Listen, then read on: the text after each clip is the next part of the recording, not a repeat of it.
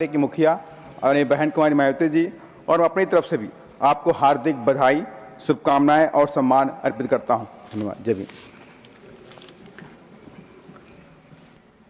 श्रीमान रामदास अताले जी।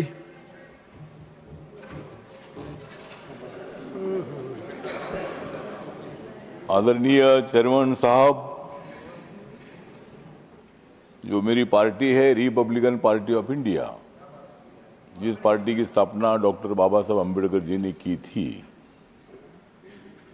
और बाबा साहब अम्बेडकर जी इस सभागृह के मेंबर भी रहे हैं, तो आपके बारे में हमें आदर इसलिए है कि 1998 में जब आदरणीय अटल बिहारी वाजपेयी साहब की सरकार थी, तब तमिलनाडु से आप लोकसभा में चुनकर आए थे।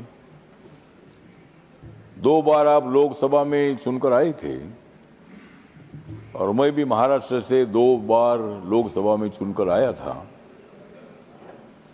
लेकिन आप उधर के साइड में थे, आप इधर के साइड में थे, मैं उधर के साइड में था। मैं कांग्रेस पार्टी के अलायंस में था तब, और मैं 3 बार मैं लोकसभा में भी रहा हूं। और आज आपके बारे में मुझे आदर इसलिए है कि तब हम अपोजिशन में थे, आप सत्ता में थे,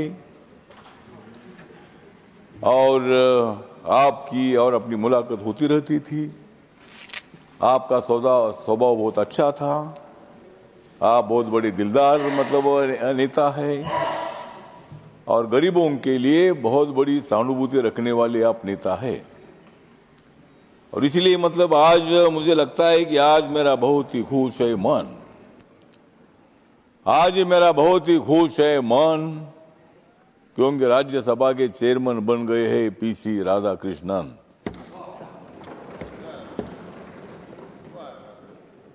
इस हाउस के लिए ये है अभिमान का क्षण, इस हाउस के लिए ये अभिमान का क्षण, और मुझे विश्वास है कि आप बहुत ही अच्छा चलाएंगे।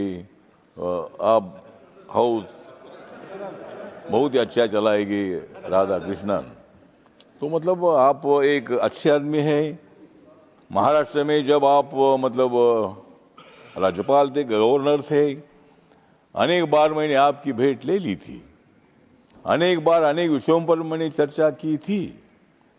और आपके दिल में महाराष्ट्र की जो स्लम में रहने वाले लोग हैं, ऐसे स्लम में रहने वाले लोगों को पक्का मकान मिलना चाहिए, न्याय मिलना चाहिए, भूमिका आपकी हमेशा रही है। मुंबई को सुंदर बनाने के लिए एज ए गवर्नर आपने बहुत ही कदम उठाने का काम किया था, और मुंबई में बाबा साहब अम्बेडकर जी का एक बहुत ही बड़ा मेमोरियल बन रहा है, जहां बाबा साहब अम्बेडकर जी के स्टैचू की ऊंचाई 350 फीट की है। वहां भी आप आकर वहां उसके वो काम चल रहा हो तो आपने देखा था। और बाबा साहब का स्टैचू जो है, सरदार वल्लभ भाई पटेल जी का स्टैचू तो सबसे ऊंचा है, लेकिन उसके बाद पूरे देश भर में सबसे ऊंचा स्टैचू कौन सा होगा तो बाबा साहब का है। और हमारे माननीय नरेंद्र मोदी साहब ने उसका भूमि पूजन भी किया था, और बाबा साहब अम्बेडकर जी का स्टैचू अभी बनने जा रहा है, उसका लोकार्पण भी होगा। तो महाराष्ट्र के अनेक प्रश्नों को न्याय देने के लिए आपका बहुत ही बड़ा योगदान रहा है, और इसीलिए आप इस हाउस में आए हैं। और मुझे पूरा विश्वास है कि यहाँ आप जो हाउस चलाने के लिए, वैसा ये हाउस चलाना इतना ज्यादा कठिन नहीं है। लोकसभा में ज्यादा हंगामा होता है, लेकिन यहाँ हंगामा होता है लेकिन थोड़ा थोड़ा होता है, और इस हंगामे को रोकने की जिम्मेदारी आपके ऊपर है। हंगामा होना चाहिए, लेकिन हंगामा जाकर बाहर करो, इधर हंगामा क्या करना है? हंगामा करना ही है तो यहाँ मत आइए। अगर हंगामा करना है तो उधर ही बाहर रहिए, या अगर आना है तो यहाँ हंगामा नहीं होना चाहिए। होगा तो थोड़ा थोड़ा होना चाहिए, और 5-10 मिनट हंगामा करके यहाँ काम शुरू होना चाहिए। तो मेरा आपको निवेदन है कि सभी सदस्यों को, ये हमारे सभी मित्र सदस्य है, मल्लिकार्जुन खड़गे साहब के बारे में हमारे सबको आदर है। वो कांग्रेस पार्टी में जरूर है, लेकिन कांग्रेस पार्टी के साथ मेरी अच्छी दोस्ती भी रही है। आज मेरी दोस्ती उनके साथ नहीं है, मेरी दोस्ती नरेंद्र मोदी जी के साथ है।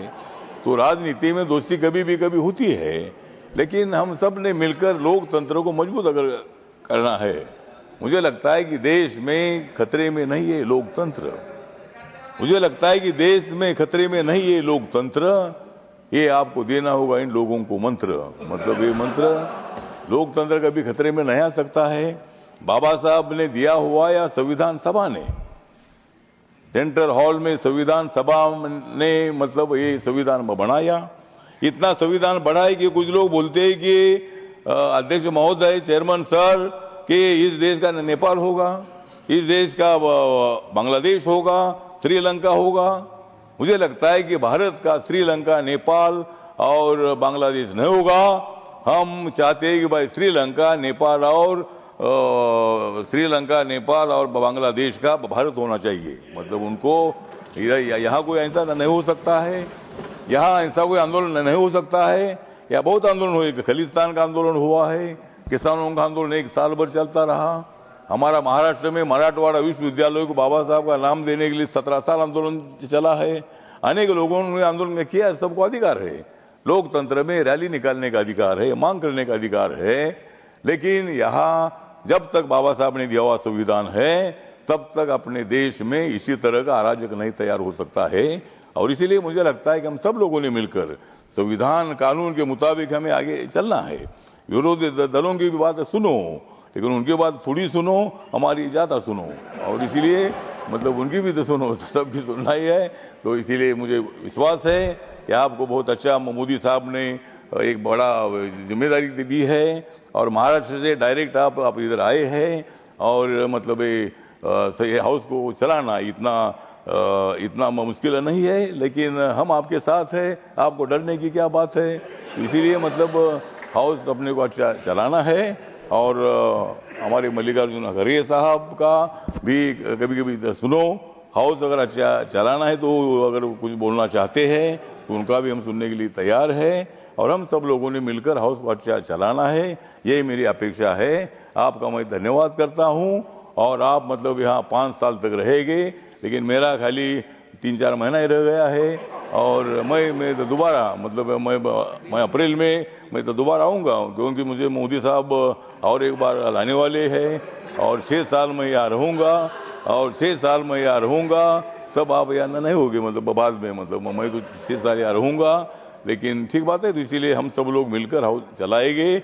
मेरी पार्टी छोटी पार्टी है, लेकिन मेरे पार्टी को भी आपको थोड़ा थोड़ा मदद करने की आवश्यकता है। और मुझे इसी तरह हम सब लोगों को मुझे विश्वास है कि आप हाउस का सम्मान अच्छा बढ़ाएंगे, लेकिन आपस में हमको नहीं लड़ाएंगे। मतलब हम सब लोग इधर शांति से काम करेंगे, इतना विश्वास करता हूँ। जय भीम, जय भारत, जय राज्यसभा।